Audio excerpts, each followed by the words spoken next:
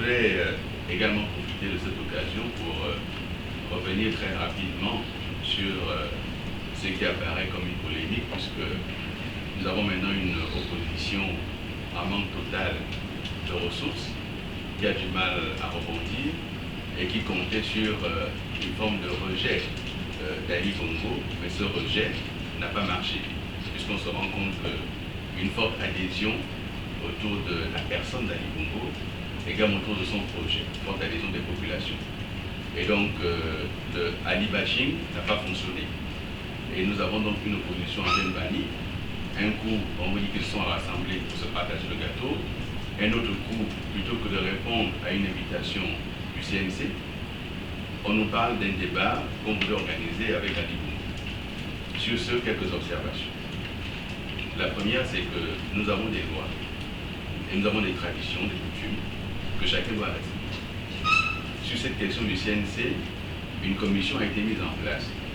Commission pour l'accès équitable des candidats aux médias publics pendant la période électorale. Tous les représentants des candidats ont participé à cette commission. Tous les représentants des candidats ont participé au tirage au sort. Tous les représentants des candidats savent quel est le déroulé qui a été prévu. Ce déroulé est le même pour tous. Les émissions ont commencé le 19 août. Il y a des candidats qui sont déjà passés sur ce plateau, qui sont interrogés par le même panel de journalistes dans les mêmes formes pour tout le monde. Ah bah, monsieur Jean-Ping, habitué au privilège, voudrait que, quand c'est son tour, on change les règles du jeu. Voici des gens qui n'acceptent pas les règles et qui veulent qu'on les modifie à leur convenance. Le candidat Ali Bongo Ndimba ne va pas débattre avec tous les candidats à l'élection présidentielle. D'abord parce que ce n'est pas prévu. Donc il est respectueux de ce qui est prévu.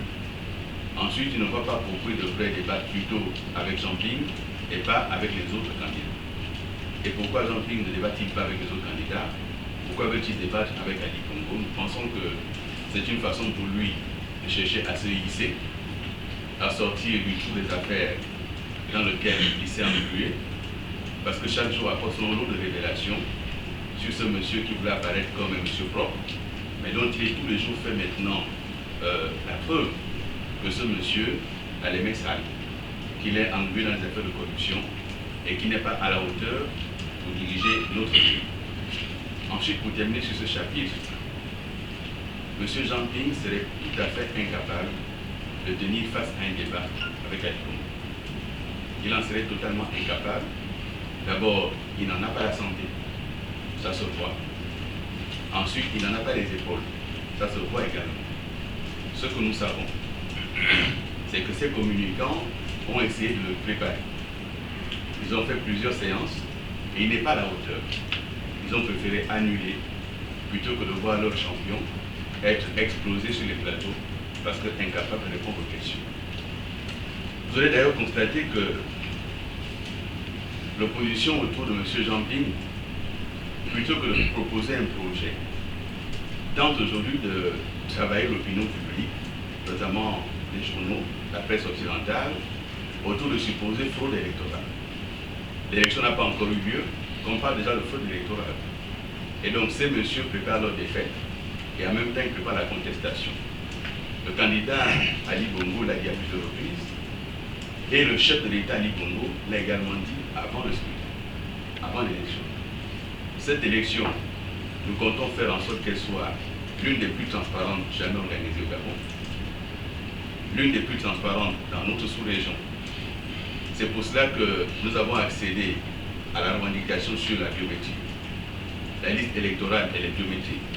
Chaque électeur qui se présente à sa photo sur la liste, son empreinte digitale, et cette même photo sur sa carte d'électeur.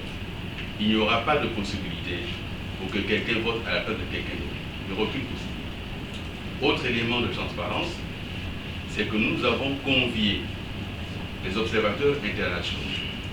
Il y en a aujourd'hui plus de 1000 qui sont sur le territoire, qui assistent à nos meetings, qui posent des questions, qui circulent librement sur le territoire, qui ne rencontrent aucune entrave, et donc cette élection sera transparente, démocratique, libre et équitable. Simplement, il faudra que chacun accepte les résultats. Et ce qui nous semble aujourd'hui transparaître très clairement, c'est que M. Ping, sentant sa défaite prochaine, commence à crier au loup avant même que l'élection n'ait commencé. Donc cette élection sera transparente. Il faut que chacun en accepte les résultats. Pour ce qui est des violences, chacun a pu observer les dérives. Chacun a pu constater. Et il y a quelques jours, en meeting habitable, publiquement, M. Ping a dit que le choix pour le 27 août prochain, c'est la vie ou la mort. Que ceux qui vont voter pour Ali Bongo auront choisi la mort et ceux qui vont voter pour Jean Ping auront choisi la vie. Nous prenons l'opinion nationale et internationale à témoin de ces déclarations de M. Ping lui-même, et cette fois-ci, il ne va pas accuser ses porte-paroles. C'est lui-même qui s'est exprimé et qui commet donc la mort à ceux qui vont voter pour Ali Bongo. Ceci n'est pas acceptable dans une démocratie. Et peu importe les opinions qu'on peut avoir, l'élection est une respiration démocratique pour un pays. Nous sommes démocrates. Nous acceptons le jeu de l'élection. Nous acceptons de nous soumettre au verdict des urnes. Et nous acceptons le jeu démocratique dans le cadre des institutions mises en place. C'est pour ça que, encore une fois, Ali Bongo sera ce soir sur le plateau dans les mêmes conditions que les autres candidats qui se sont présentés avant lui. Merci de votre attention.